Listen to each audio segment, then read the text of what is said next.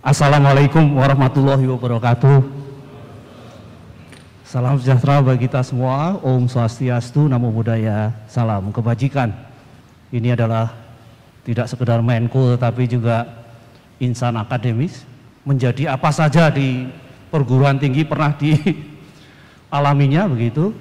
Tanpa menunda-nunda waktu, izinkan kami mohon Pak Menko Polhukam bisa memberikan semacam pemantik supaya diskusi ini bisa berjalan lebih baik. Monggo, silakan Pak. Ibu-ibu dan bapak-bapak para hadirin yang terhormat, terutama tuan rumah Bapak Rektor Universitas Gadjah Mada, Profesor Insinyur Panut Mulyono. Ini teman saya di pemerintahan Daerah Istimewa Yogyakarta. Kami ini duduk di Jogja itu ada namanya Paramporo Projo. Mau seperti ini karena sudah vaksin, kemudian sudah tahu prokes, sudah tahu kapan boleh buka masker, kapan tidak. Beberapa waktu yang lalu ada viral sebuah pernyataan saya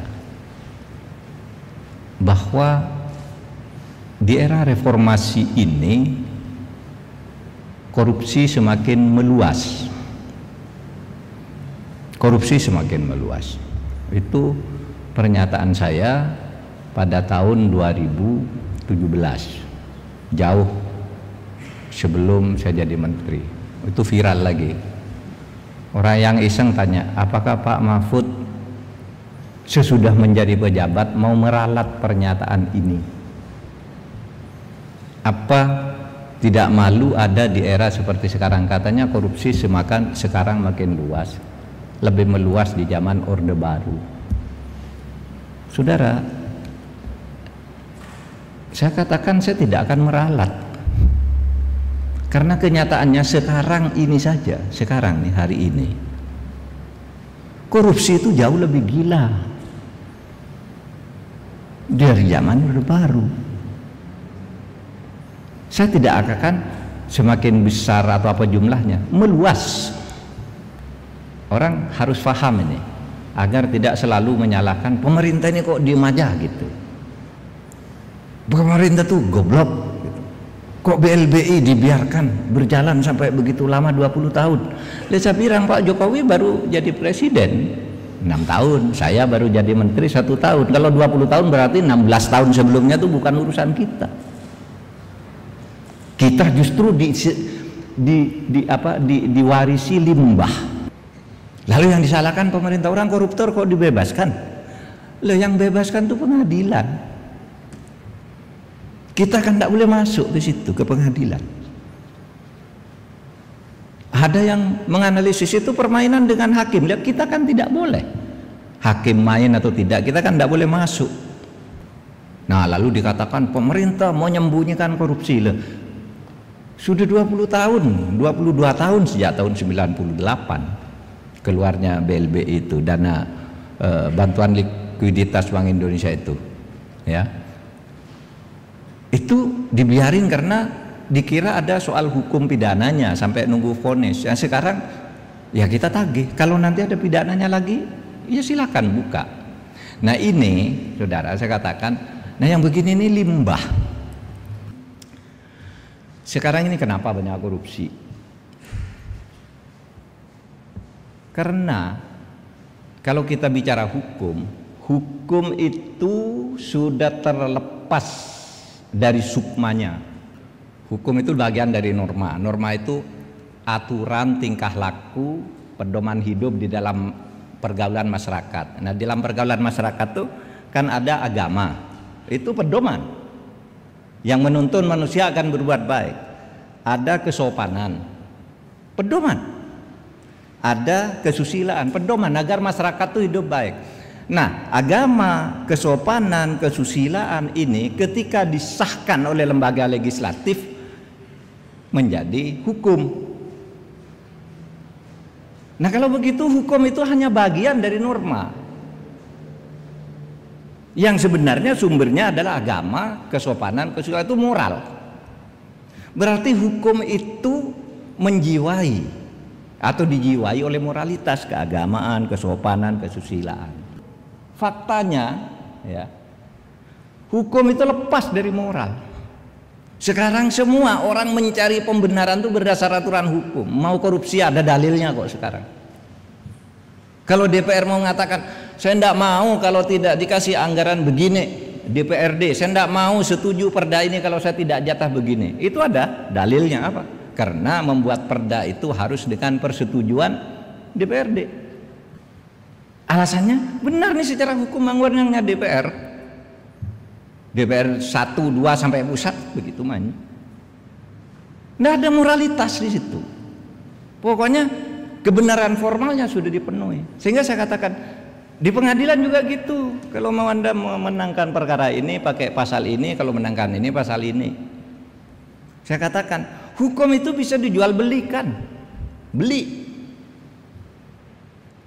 ke jaksa bisa, maka banyak jaksa masuk perkara karena jual perkara. Polisi jenderalnya juga masuk penjara, hakimnya masuk juga karena jual beli hukum. Tinggal milih pasal mana yang bisa menguntungkan si A, tapi A ini bayar ke saya, itu banyak. Lalu ada yang mengatakan, kelompok radikal itu mengatakan itulah salahnya pakai hukum dunia, kalau pakai hukum agama semua beres. Enggak juga, agama bisa dijual belikan. Karena agama itu Anda mau milih ini dalilnya ada, milih itu dalilnya ada. Ada. Mau cari dalil agama yang nyuruh membunuh orang ada. Bunuhlah orang yang memerangimu ada. Tapi ada dalil kamu jangan membunuh orang, ada dalil agamanya juga. Kasihanilah sesama manusia. Pakai dalil itu. Yang terorisnya pakai dalil yang satunya sama. Bahkan di bidang apa namanya, ini yang terakhir, kemiskinan. Itu Islam itu ngajarkan kemiskinan atau ngajarkan kekayaan. Dalilnya ada semua.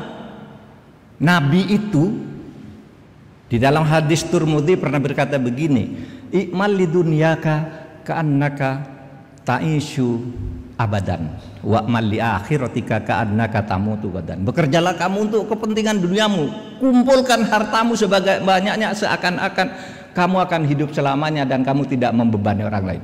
Kaya kamu, jadilah orang kaya.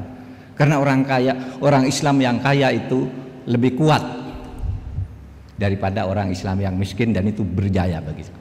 Tapi ada lagi doa Nabi yang mengajak kita miskin. Apa doanya? Begini, Nabi itu selalu berdoa begini, Allahumma ahyini miskinan wa amitni miskinan wa ba'atni ma'zumratal masakin. Ya Allah, jadikanlah saya ini orang miskin. Ini doa Nabi, hadis sahih. Matikan saya dalam keadaan miskin dan bangkitkan saya di akhirat kelak bersama orang-orang miskin. Dalilnya ada, mau nyuruh miskin ada dalilnya, mau nyuruh kaya ada dalilnya. Tapi ada konteksnya. Kamu agar tidak bergantung orang lain dan agar tidak menjadi kufur, jadilah orang kaya. Itu kaya. Tapi Nabi berdoa miskin itu karena hatinya sangat sayang kepada orang kecil, sehingga dia berdoa miskin untuk dirinya sendiri. Ya Allah, saya sayang pada orang miskin, kasihan ini tidak ada yang pedulikan, jadikan saya orang miskin agar saya jadi temannya. Kan itu doa Nabi. Tinggal cari dalilnya aja, jual beli apa. Sehingga dulu kalau di Majelis Ulama itu ada istilah fatwa halam. Halam itu antara halal dan haram. Ya kan? Kalau kamu minta dalilnya haram ini, mau bayar berapa? Ini fatwanya. Kalau yang halal ini, ya tinggal mundur jadi halam gitu. Nah, Bapak sekalian, oleh sebab itu sekarang adalah masalah persoalan moral. Kita semua mari perbaiki bangsa ini, dan jangan katakan itu kan tandanya orang takluk, tidak karena merasa tidak ngasasi sesuatu. Enggak, kita tetap berbuat sejauh yang bisa kita buat, tetap macam mungkin. Tapi problem kita sekarang ada di persoalan bagaimana moral ini bisa mengikat perilaku kita. Kita tunduk pada Pancasila itu bukan hanya pada dasar negara yang melahirkan aturan-aturan, tetapi selain dasar negara ada moral, kebersamaan, kerukunan, gotong royong itu kadangkala tidak dimasukkan di dalam peraturan, tapi ini lebih penting Karena kalau aturan-aturan itu kan bisa dijual belikan tadi.